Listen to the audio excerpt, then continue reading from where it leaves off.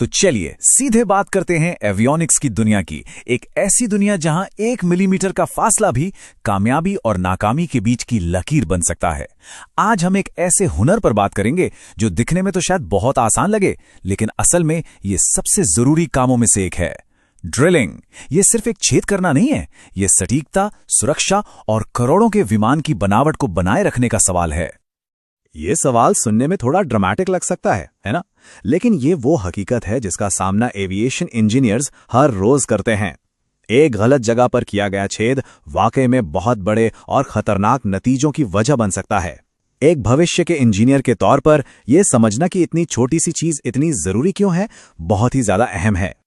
अपने आज के विश्लेषण में हम इन 5 जरूरी हिस्सों पर ध्यान देंगे। हम समझेंगे कि दांव पर क्या लगा है, क्यों सारी तैयारी पहले ही हो जानी चाहिए, सही तकनीक क्या है, सफाई इतनी ज्यादा जरूरी क्यों है और वो कौन सी आम गलतियां हैं जिनसे बचना चाहिए। तो चलिए शुरू करते हैं पहले पॉइंट से। बात सिर्फ एक छेद करने की नहीं है, असल में ये विमान की सुरक्षा को पक्का करने की है।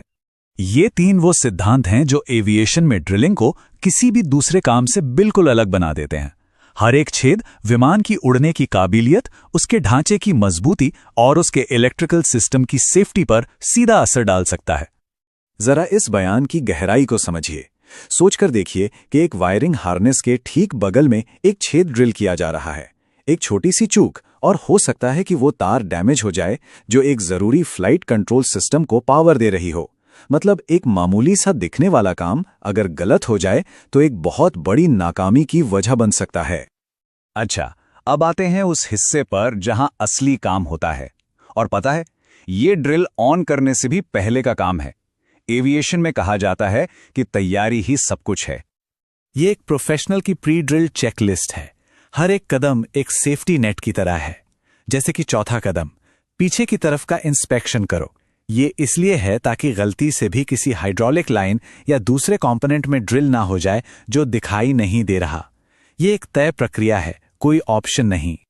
तो एक सवाल, पिछली स्लाइड की जानकारी के हिसाब से वो सबसे जरूरी गाइड कौन सा है जिसे सबसे पहले देखना है?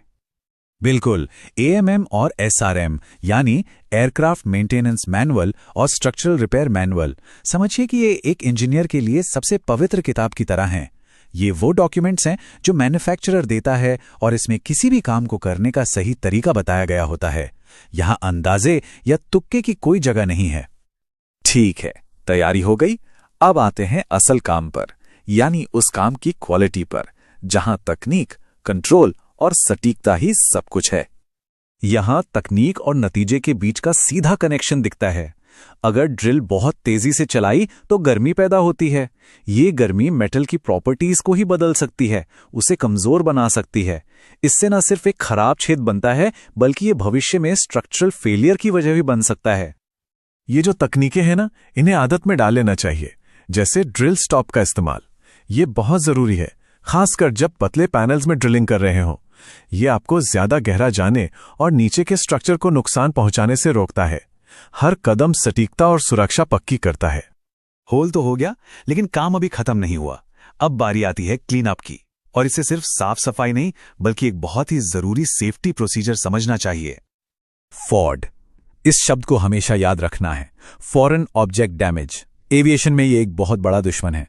इसका मतलब है कोई भी ऐसी चीज जो विमान का हिस्सा नहीं है लेकिन सिस्टम को नुकसान पहुंचा सकती है। मेटल का एक छोटा सा टुकड़ा भी अगर एवियोनिक्स बे में रह गया तो वो सर्किट बोर्ड को शॉर्ट कर सकता है या किसी कंट्रोल केबल को जाम कर सकता है। इसीलिए सफाई एक जुनून होना चाहिए, सिर्फ एक काम नहीं। तो इसके लिए एक प्रोटोकॉल है जो हर बार फॉलो करना होता है। सबसे पहले होल को डीबर करना, यानी उसके नुकीले किनारों को हटाना। क्यों? ताकि उससे कोई तार ना कट जाए। फिर आती है अच्छी तरह सफाई, और हां, वैक्यूम से, कभी हवा मार के नहीं। और फिर जंग से सुरक्षा। जब भी कोई नया छेद ड्रिल होता है तो वहां का मेटल हवा के संपर्क में आता है। उसे तुरंत सील करना जरूरी है, वरना वक्त के साथ वहां जंग लग सकती है और स्ट्रक्चर कमजोर हो सकता है। तो चलिए अब आखिरी सेक्शन में आते हैं। यहां हम कुछ असल दुनिया के सिनेरियोज देखेंगे, ये परखने के लिए कि अब तक हमने जो समझा उसे कैसे लागू करेंगे। सिनेरियो नंबर 1, एक छेद किसी पार्ट के किनारे के बहुत करीब ड्रिल हो गया है। यहां सबसे बड़ा खतरा क्या है? जरा सोचिए, किनारे से दूरी इतनी जरूरी क्यों होती है? इसका जवाब है स्ट्रक्चरल कमजोरी। ये जो एज डिस्टेंस है ना, ये कोई सुझाव नहीं है, ये एक इंजीनियरिंग की जरूरत है। छेद के चारों ओर इतना मटेरियल होना चाहिए कि वो तनाव को ठीक से बांट सके। अगर छेद किनारे के बहुत पास है तो वहां लोड सहने के लिए पर्याप्त मटेरियल नहीं बचता, जिससे दरारें पड़ सकती हैं और वो हिस्सा फेल हो सकता है। ओके, अगला सिनेरियो। ड्रिलिंग हो गई और एवियोनिक्स बे में मेटल का बुरादा दिख रहा है। अब सही एक्शन क्या होगा? सही जवाब, काम को पूरा मानना ही नहीं है जब तक वो एरिया बिल्कुल साफ ना हो जाए। एक प्रोफेशनल के लिए मेटल का एक छोटा सा टुकड़ा भी एक संभावित हादसा है। ओके, आखिरी सवाल, ये थोड़ा मुश्किल है। गलती से एक छेद साइज में बड़ा हो गया।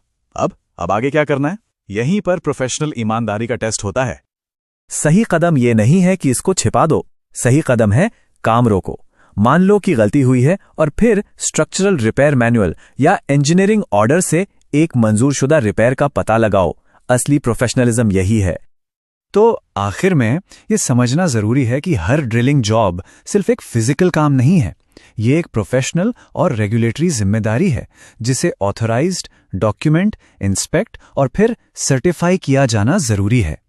तो बस इसी एक विचार के साथ मैं आपको छोड़ता हूं। एक इंजीनियर के तौर पर हर काम एक सिग्नेचर की तरह होता है।